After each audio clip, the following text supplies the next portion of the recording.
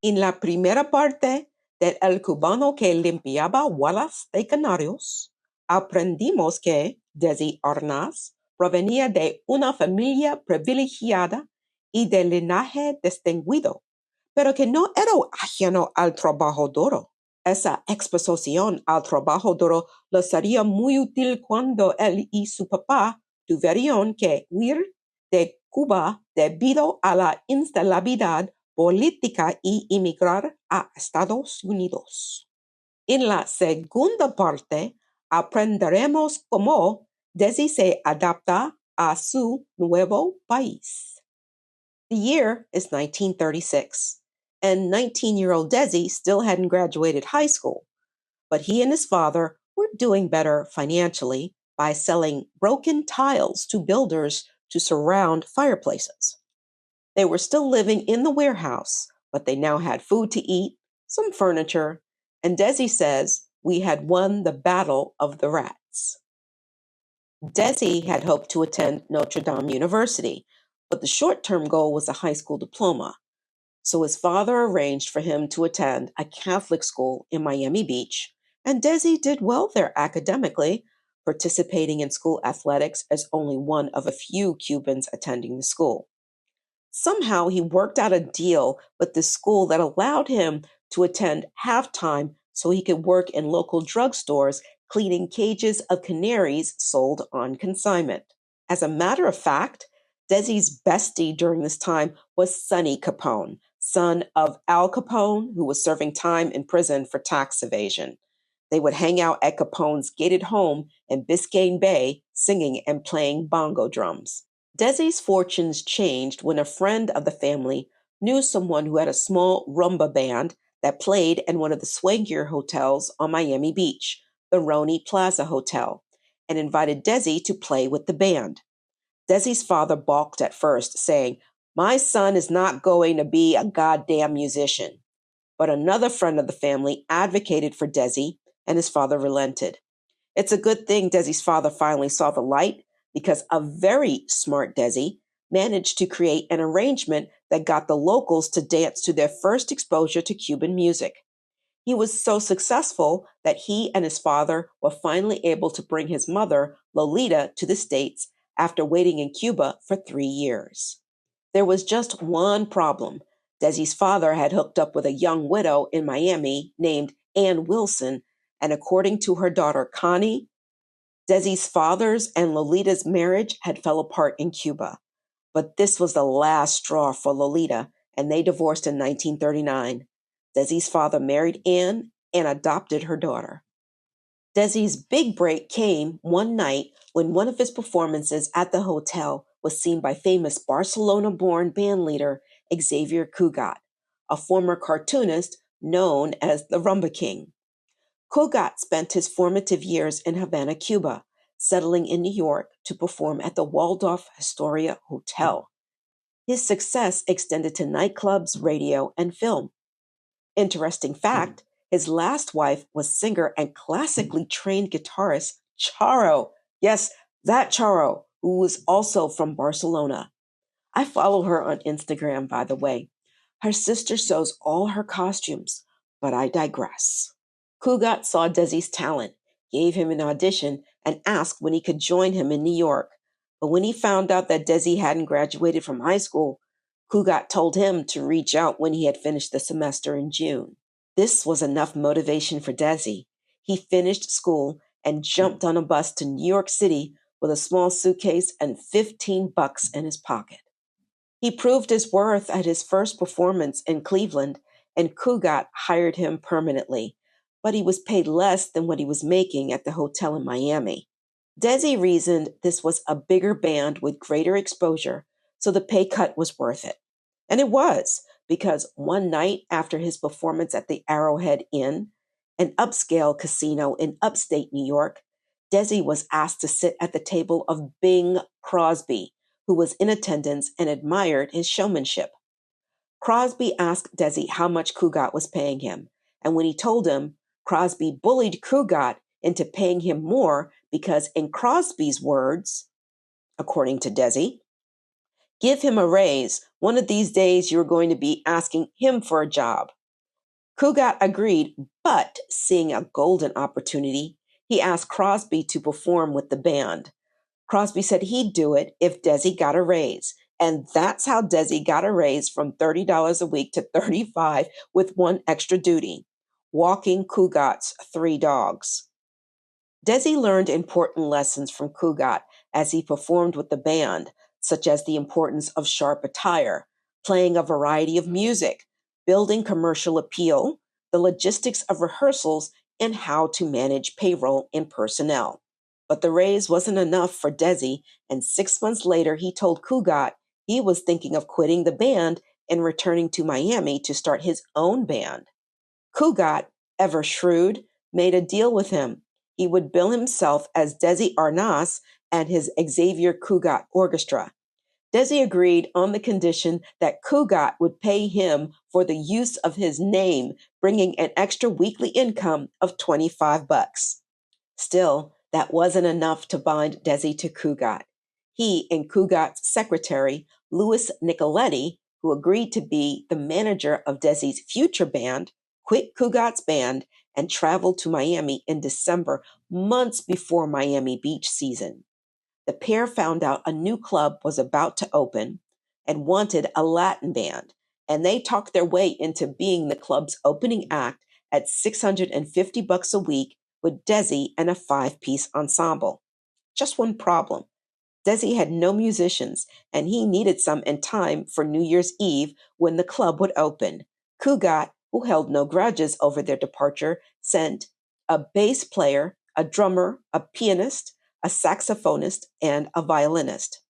Not exactly ideal, especially when he found out none of them knew Latin songs.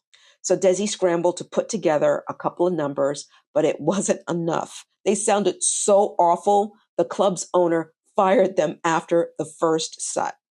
Luckily, the musicians' union required that the band be kept on for 2 weeks, and this gave Desi enough time to recover from the opening night disaster. How did he do that? By using the very music and dance his father had banned in Cuba, the conga, using kitchen utensils, a frying pan, his conga drum, and a few shots of Bacardi for his band members. He and Louis led the band and the patrons in a raucous conga line Desi would later call his dance of desperation. Desperate or not, the ploy worked, and Desi would claim he started the conga craze from that one night because it spread like wildfire. Desi managed to get unfired by the club owner and got naming rights on this new club, La Conga. Yes, the argument can be made that Desi Arnaz appropriated music and dance that was created by African slaves and other immigrants trafficked for slave labor to the Caribbean. Even more problematic, he repackaged it for white American consumption. And yes, it's ironic that the same restlessness Desi's father had would propel Desi to use the music and dance his father had banned in Cuba because it was considered obscene to save his career in America.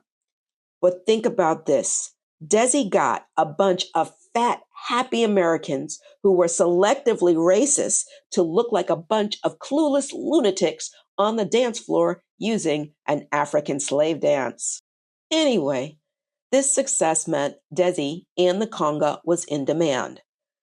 Cugat did try to lure Desi back with a nice contract, but everyone, including his father, who knew nothing about show business, told him not to sign. He didn't. Instead, he returned to New York City in 1938. New York City wasn't kind to the broke Cuban musician, and though there was a large Puerto Rican population in East Harlem, dances like the conga and the rumba weren't the craze there. Here's the really amazing thing about Desi Arnaz at that time in his career. His English comprehension needed work. He could barely play the guitar. He wasn't the best singer, and he couldn't act very well. But he was young, good looking, had stage presence, and he had charisma. These things were responsible for a series of events that landed him as a secondary in a stage play doing his conga thing while performing at a nightclub. With this success brought access to ladies in all flavors, including the wife of a ballroom dancer and the Betty Grable, who was making her Broadway debut in a Cole Porter musical. He also frequented as a form of release a high-end brothel in New York City that was also used by the cream of American society and European royalty. And the press loved him, calling him the Cuban Mickey Rooney. Success also brought better living quarters, subleasing an apartment on Central Park West. But it also brought something else that cramped his new lifestyle: his newly divorced mother, who he would now be responsible for. With all that press attention and buzz surrounding him, it wasn't long before Hollywood came a knocking for Desi, specifically 20th Century Fox, who offered him $1,500 a week as a contract player for 40 weeks. But he turned it down because he felt he wasn't ready. Then RKO Pictures came through with a deal he couldn't turn down: a film version of the play he was starring in on Broadway, Too Many Girls. This was an exciting time for Desi. Orson Welles was starting production of Citizen Kane on the same lot, and he was taking acting lessons on the studio lot from Ginger Rogers' mother, Layla. Not all of the Broadway cast was in the film version. There were some replacements. A young Ann Miller was added to the cast, as well as a veteran contract actress who had 60 movies under her belt, Lucille Ball. Their meet cute initially wasn't very cute.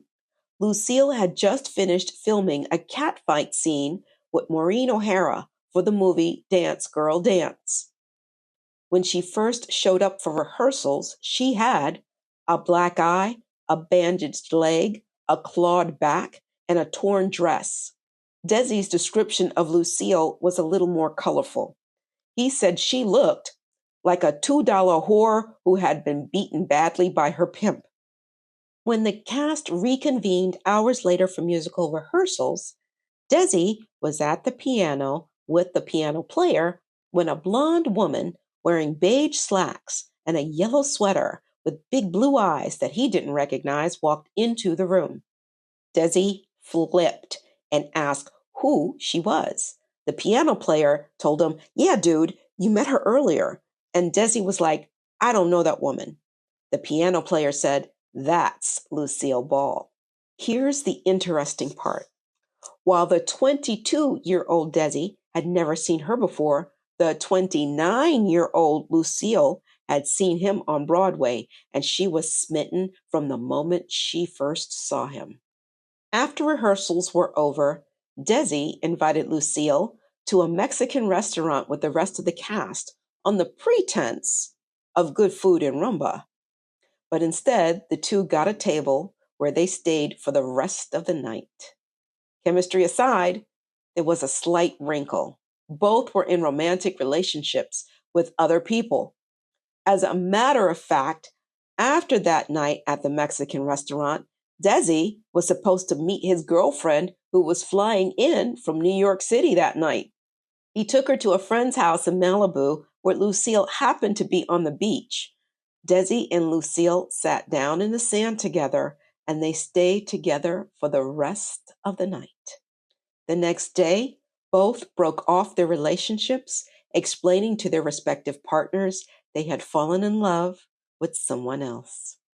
Lucille would later say in an interview, "When you fall in love immediately and violently, as we did, you fall in love with your senses, sense of sight and sound and touch and smell." Seems a funny thing to say, and I don't quite know how to say it except that, well, heck, the way Desi smells, like soap, like a baby, that clean hair smell or something, was a factor in my falling in love with him, and a factor in my staying in love with him. Their romance and courtship heated up between the two during that summer of filming, but Lucille wasn't a fool about men or Desi. When she was 14, she dated a wannabe gangster 7 years older than her. When she found out that Desi had taken out his old girlfriend, Betty Grable, on a night that she wasn't available, she went over to his house and, using the vernacular of our day, cussed his ass out. The jealousy wasn't just on Lucy's side. Desi would go nuts wondering if she was with someone and accused her of having affairs. They racked up hundreds of dollars in long-distance phone charges. Telegrams, which were slightly cheaper than phone calls, were sent daily and at times hourly during the brief courtship. By November of 1940, Desi had made up his mind to marry Lucy, even though their RKO contracts forbade it. By that time, Desi had a 3-picture deal with RKO and had a gig with his band at the Roxy Theater in New York City. She had no idea he planned to propose when she flew in to spend time with him. When Desi finally got around to proposing, she was hesitant. Even though they had strong chemistry, their courtship had been tempestuous, and Lucille's close friends had warned her she would be making a mistake marrying him because she normally dated older men and Desi was a playa and 6 years younger than her. But Lucille would later say, "I sensed in Desi a great need. Beneath that dazzling charm was a homeless boy who had no one to care for him, worry about him, love him. And I wanted him and only him as the father of my children." A determined Desi got his witnesses and got a judge's waiver for the 5-day waiting period. With a cheap ring he bought at Woolworth's that his new wife would wear for months until it turned green, the pair were married. On the honeymoon train ride back to Hollywood, he surprised her with a song he composed just for her. "When I looked into your eyes, and then you softly said, 'I do,' I suddenly realized I had a new world, a world with you, a world where life is worth living, a world that is so new to me, a world of taking and giving, like God meant the world to be, where good times will find two to greet, where hard times will find two to beat. I found my new world with you, darling, when you softly said, 'I do.'" With this song came his nickname for her, Lucy. Everyone else called her Lucille, but only Desi would call her Lucy. If you think marriage was enough to stop Desi and Lucy from fighting and jealousy, you'd be wrong. Desi was every bit the Latin chauvinist at times, but his new wife was quick to correct him.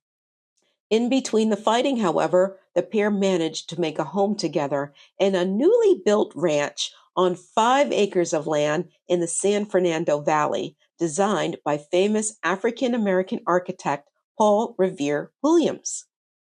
Williams was the first African-American to be certified an architect west of the Mississippi and built about 2,500 buildings in the Los Angeles area during the 1920s. He had built homes for Frank Sinatra, Cary Grant, and Danny Thomas. As a matter of fact, he designed St. Jude's Children's Hospital for free as a favor to Thomas, with the proviso that he not tell anyone. The couple turned their house into a home, filling the house with thrift store furniture, building a thatched roof hut in the backyard, as well as an in-ground swimming pool, planting orange, plum, and avocado trees, and a large garden, and becoming the proud parents of 24 chickens, a hummingbird, a cat, 3 dogs, and a 2,200-pound Holstein cow they named the Duchess of Devonshire. As a hot Hollywood couple, they were obliged to name their ranch like previous Hollywood couples had done. Douglas Fairbanks and Mary Pickford had named their Beverly Hills home Pickfair. Combining Desi and Lucy's last name was a disaster, so instead the couple decided to combine their first names and named their home Desi Lou. Home life as a married couple was a big adjustment for both. Desi's only role model as a husband was his Latin father, who left housework to his wife and servants. Lucy, on the other hand, didn't have a privileged childhood. Her brother would later say that as children, they rarely played like children usually do. All they knew were chores from sunup to sundown. Lucy's chief complaints about her new husband were that he would choose to do chores when the spirit moved him. He would lose everything she gave him: coats, rings, watches, and he would leave the kitchen a hot mess express after he'd cook one of his delicious Cuban dishes like arroz con pollo, moros y cristianos, and picadillo on the huge grill he built in the backyard. Everyone who ever visited said they made their home warm and happy. Even with the 3-picture deal Desi had with RKO, his career was lukewarm. All 3 films weren't box office draws and were panned by critics. Plus, no matter what he did, whether it was at a movie premiere or a club engagement, the focus would somehow shift to his new wife, which did not sit well with him. Observers would say that Desi was still trying to find his niche. He felt out of place with his thick accent and skin that tanned, making him look like an American Indian. He would complain often about how he was being treated in Hollywood, and he wanted to go back to working in clubs where he felt more comfortable. But Lucy kept telling him to be patient. Meanwhile, Lucy's career wasn't faring much better. She was dubbed Queen of the Bees, as in Queen of B movies. Not even a well-received role in the movie The Big Street was enough to keep her career above water. I have some examples that sort of sum up how Hollywood viewed Desi. The microaggressions and the racist remarks he suffered. The fact that he stayed in the business for as long as he did, well, Desi doesn't get enough credit for that. I've heard other Latino performers sort of complain that their only role model was a Latino who could barely speak English or recognize his wife in a disguise.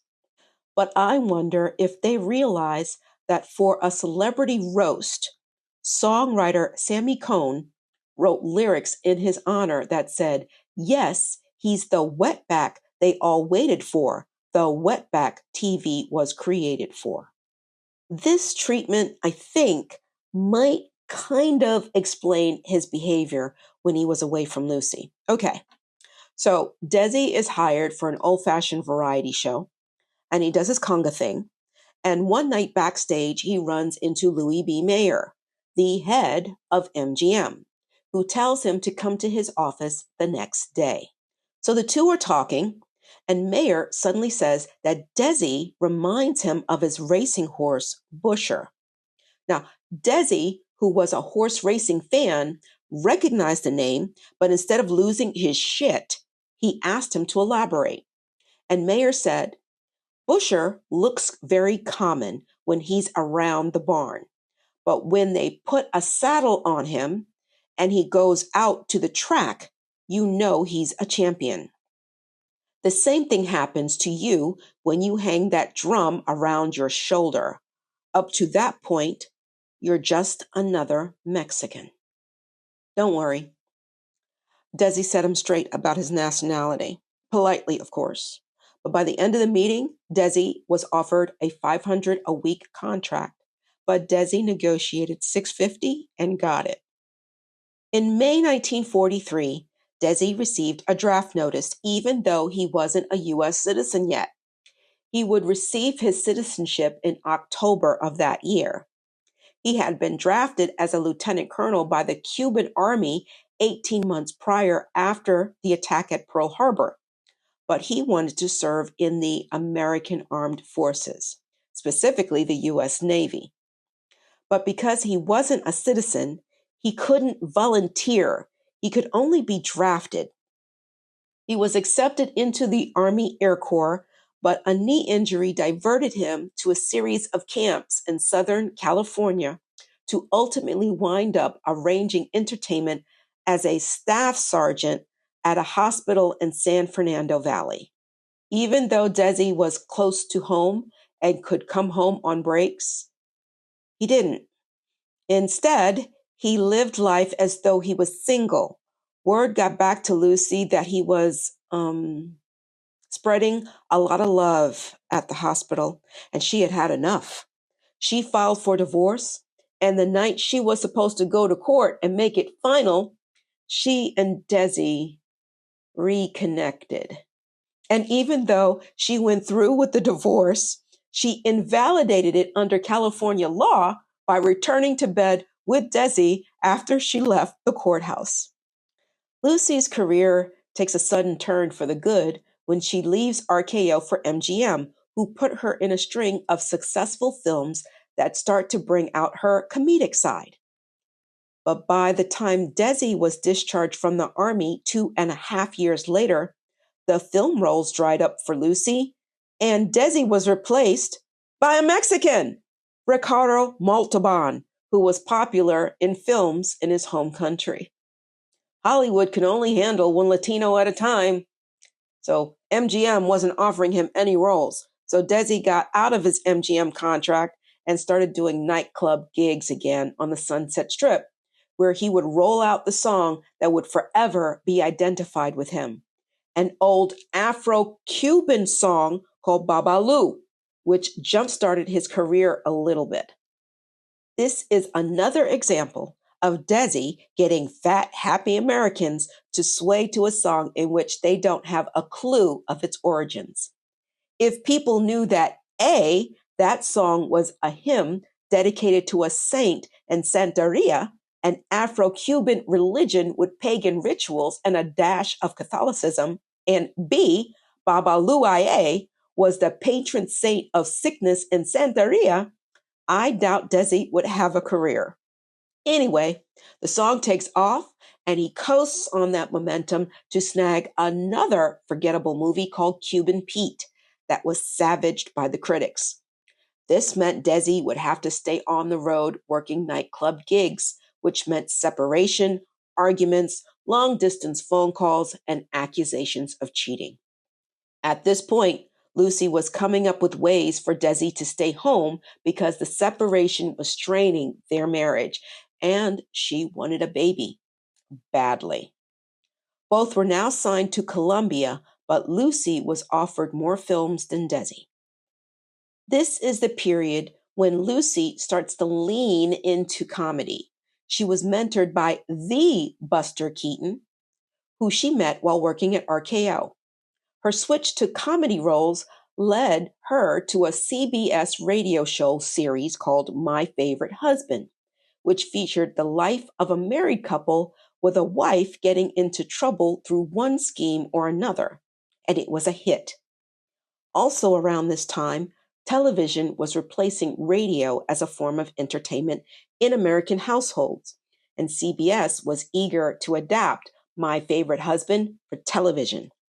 Seeing an opportunity for her and Desi to work together, she told CBS she would do it, but only if Desi could play her husband. No one at CBS saw Desi in that role, not even Desi, because the husband was supposed to be a vice president of a bank. To prove to CBS that Lucy and Desi would work as a couple in comedy, they put together an act that was vaudeville in nature and took it on the road with his band in June of 1950, and the act was well received by critics. Not soon after that limited engagement, they got their first TV appearance, taking the opportunity to study the operations. They realized that their film careers were sunsetting, and going into television was, more or less, an admission of that. Television was so new that movie actors refused to work on television because it was seen as a film career killer.